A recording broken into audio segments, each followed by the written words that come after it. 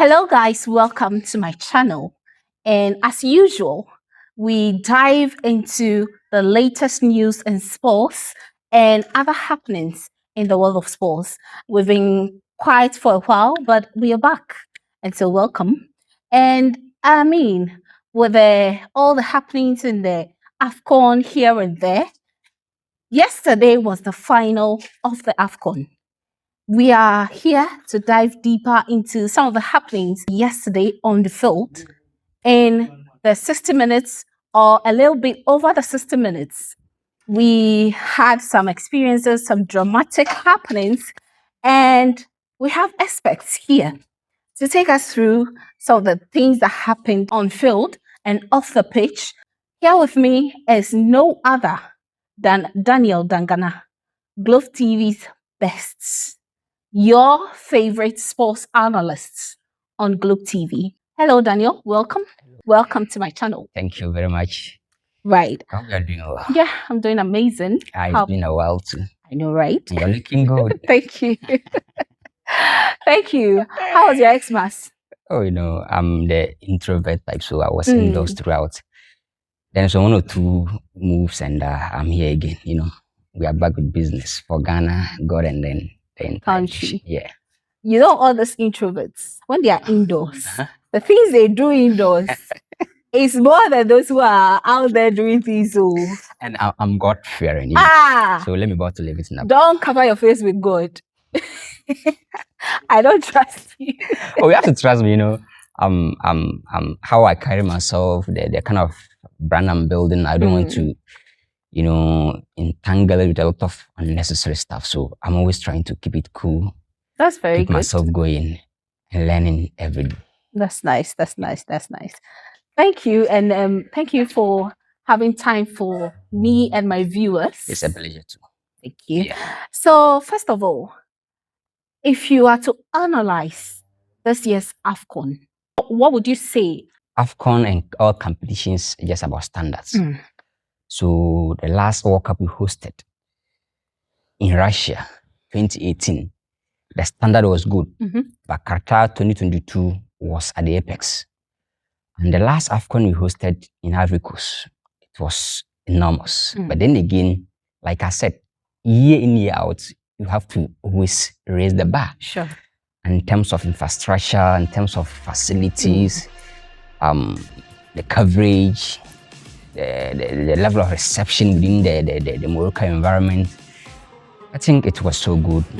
And then again, the quality of game we saw, the number of goals in history, and also the kind of intimidatory scene you have to see, especially when the host nation is playing against any other opponent. Yeah. All those things came to bear. But football always speaks for the one laughs. It was obvious that Morocco tried their best. Okay. People had their perception that, the referees were going their favor from match day 1 to the semi-finals game against Ivory Coast. But honestly speaking, they played very well, and it will interest you that throughout to the finals, they are the least conceding team within the tournament. So it tells you that defensively, they're very good, and also in attack, they are one of the best players. El Kabi, the likes of Brahim Diaz, El Nasri and Co from the bench. Sure. The captain resides, Hakim Ashraf for Paris Saint-Germain. In midfield, they have a lot of top guys. So I think, it was a good tournament.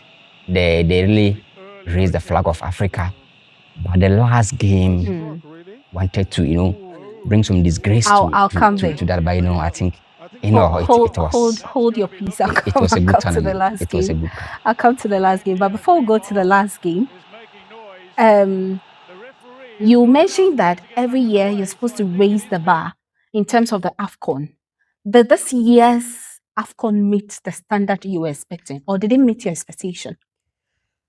Frankly speaking, I've been following the AFCON for a while now, and I've read a lot about AFCON.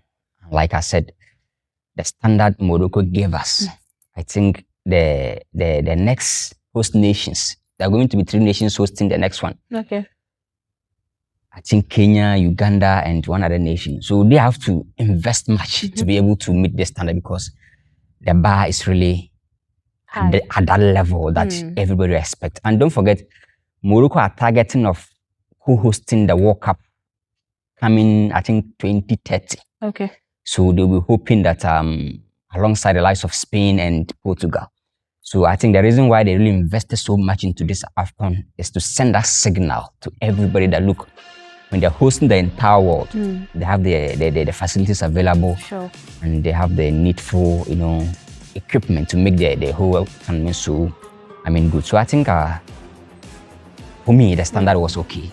What are some of the players that stood out to you in this AFCON? A lot of players. Okay. A lot of players. But one thing you have to understand is that the AFCON is meant for big boys. Okay. But, some players always move in such competition to navigate with destiny. Others are there to negotiate with history. But again, from the entire, organization of it, the teams that participated, they present a lot of superstars. And I can tell you that this is one of the tournaments that all nations superstars stood to the test. From the likes of South Africa, the top guys, for South Africa, they presented 90% of their local based players to the AFCON, led by Hugo Bruce. They played good football, but when it matters most, where the big boys must rise to the occasion. When you look at Morocco, Hakimi Ashraf was out due to injury, but the likes of El Kabi, the likes of Brahim Diaz, the likes of Siabari and co were at the party. And when you go to Egypt, the likes of Mohamed Salah, Mamouche, Zizou, and Enko, they all stood to the party. The likes of Bellatou Touré in midfield, Gustavo Sangare and co, and I think they did their best. But look, like you said, the big boys that stood up, all the boys you need them to come to the party at this AFCON, they were there. And the likes of Sadio Mane and co, Happy Gay, Idrissa Gana Gay, look, they all stood up. So I think for the entire AFCON, all the big boys you wish to come and grace the occasion, their performance, they all came to the test and they were able to succeed. Fast forward, let's go to the finals that happened yesterday. Yeah. What is your take on the performance yesterday? Aside all the drama, let's look at the on-pitch performance. It was so tense because Senegal knew what they were going to do. And they were 2021 champions, so they know what it takes to play at the finals. So but for Morocco, the last time they went within the AFCON final, I think that was 2002, if my memory can serve me right. So, it was really difficult, but having the experience and having the ability to calm the nerves when it matters most, Senegal were having it. So, prior to the game and during the warm-up, Senegal had 2 casualties. 2 of their best players got injured. Crepin Diatta, one of their reliable fullback, got injured prior to the final. And Papi Matassa for Tottenham Hotspur also got injured. So a lot of casualties. But one thing the Senegalese did, look, they were able to rally behind all their injured players. You see, one funny thing about this final is that, look, when you are playing against these North Africans, they always intimidate you. Not only the fans, but they'll find a way to just be on your nerves that you lose the game even prior to kickoff. So we saw some images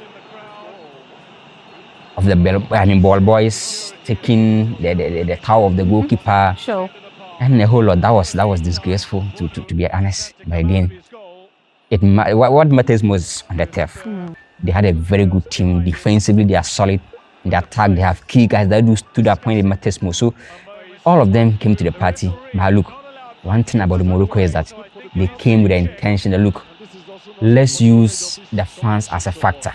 Let's make sure that every tackle, the fans are going to love it. Every interception, the fans are going to come to play a massive part to it, to let Morocco get that kind of headway. But when it matters most in such moment, there are teams that come to the game to play to win. Others are there to only grace the occasion. Now, Morocco were so nervous to the extent that they wanted to play to satisfy their fans. One thing about Senegal is that, look, they knew how to win, so they were just into the game for the purpose of getting a crucial goal that would put them on the front foot of winning. Senegal knew that if you allow Hakimi Ashraf to search forward, it's going to cause a lot of issues, because the moment he delivered those crosses, definitely either El Kabi or Al Nasr was going to dominate the box, because these are two guys that are having the aerial durability. You know, they can dominate no matter the traffic in the box. But Senegal came with the game plan. Look, let's channel all the balls to Sadio Mane. Okay. And Sadio Mane was within that same side alongside Hakimi Ashraf. So if Sadio Mane, their marksman, is able to have access to the ball, it will limit Hakimi Ashraf from surging forward to deliver those crosses. And before Hakimi Ashraf will move up, it will depend on the runs and the movement of Brahim Diaz. But look, we call something cutting of supplies or limiting the passing lanes. Okay. When you limit the passing lanes or the attacking channels of Hakimi Ashraf, the balls cannot move to Brahim Diaz for him to do his magic. So the only attacking channel that was working for Morocco was the left side, Abde Ezazuli. And don't forget, he was coming against an experienced fullback. But like I said, Senegal managed to absorb the pressure. And one thing I love about them is, look, when they have the ball, it is difficult for you to get it. Thank you very much. So guys, this has been our discussion here on my channel. Do well to follow, like and subscribe. Share as well for others to follow. Today I've been discussing with Daniel Dangana, Globe TV's best bets. And in Ghana here, he's among the top 10 sports analysts you'll ever find here. So, you know, I'm bringing you the best. It has been a very good discussion right here on this channel. Do well to follow, like, subscribe, and share for others to also follow.